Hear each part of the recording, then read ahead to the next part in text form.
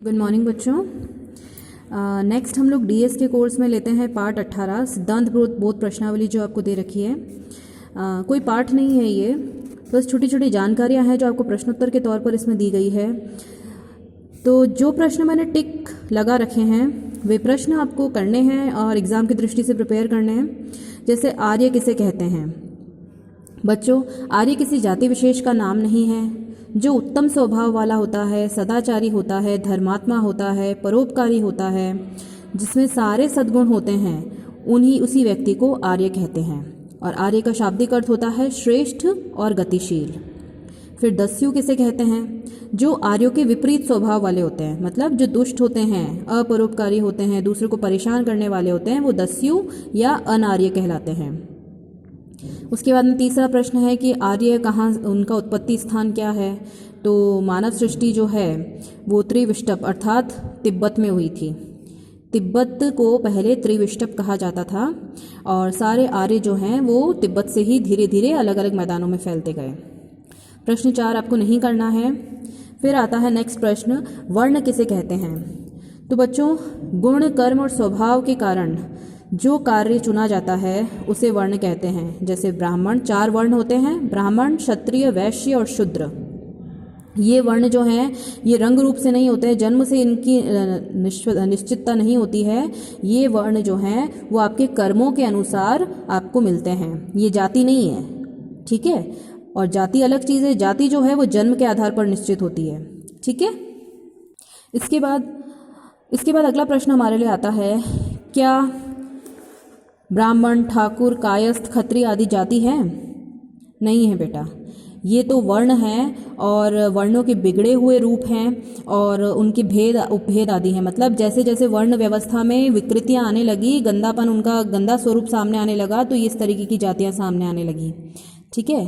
और ब्राह्मण के कर्म क्या क्या हैं? 6 कर्म बताए गए हैं। ब्राह्मण वह व्यक्ति होगा जो ये 6 कार्य करता है: यज्ञ करना, यज्ञ करवाना, वेद पढ़ना, वेद पढ़ाना, दान देना और दान लेना। ये 6 काम ब्राह्मण के हैं। क्षत्रिय के क्या क्या कार्य हैं? यज्ञ करना, वेद पढ़ना, दान देना।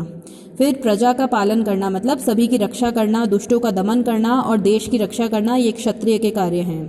वैश्य के कार्य हैं यज्ञ करना, वेद पढ़ना, दान देना। ये 3 सेम ही कार्य हैं। उसके अलावा गौपालन, कृषि और वाणिज्य।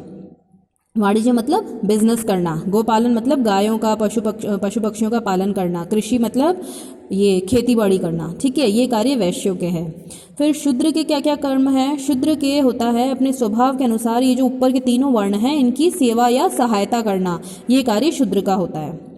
अब प्रश्न उठता है कि क्या वर्णों में परिवर्तन हो सकता है? बिल्कुल हो सकता है कि अगर शूद्र का पुत्र बुद्धिमान है, शिक्षा प्राप्त करता है, अच्छे स्वभाव वाला है, तो वो शूद्र नहीं, वो ब्राह्मण की कैटेगरी में आ जाएगा।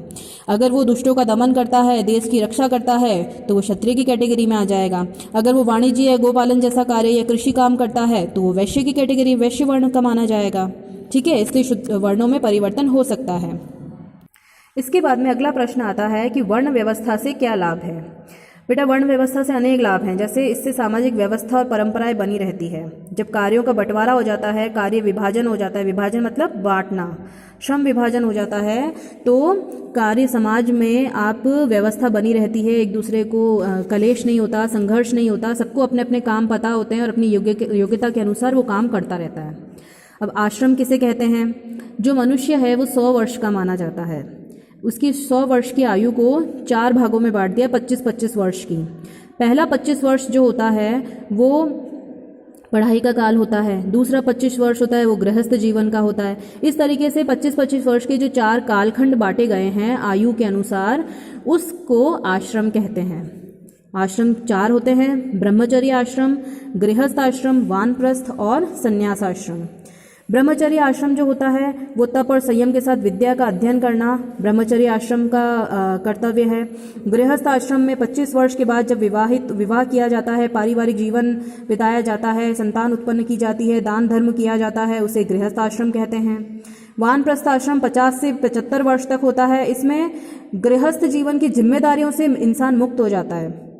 वो घर के बाहर कहीं भी आश्रम आदि में रहते हुए धार्मिक क्रियाकलाप करता रहता है, समाज की सेवा करता है, ठीक है, ये वानप्रस्थ आश्रम होता है। इसके बाद चौथा आश्रम आता है संन्यास आश्रम।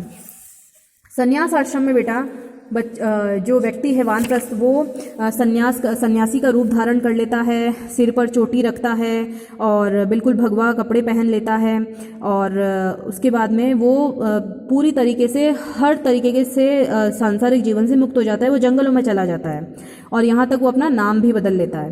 तो ये हुआ आपका संन्यास आश्रम।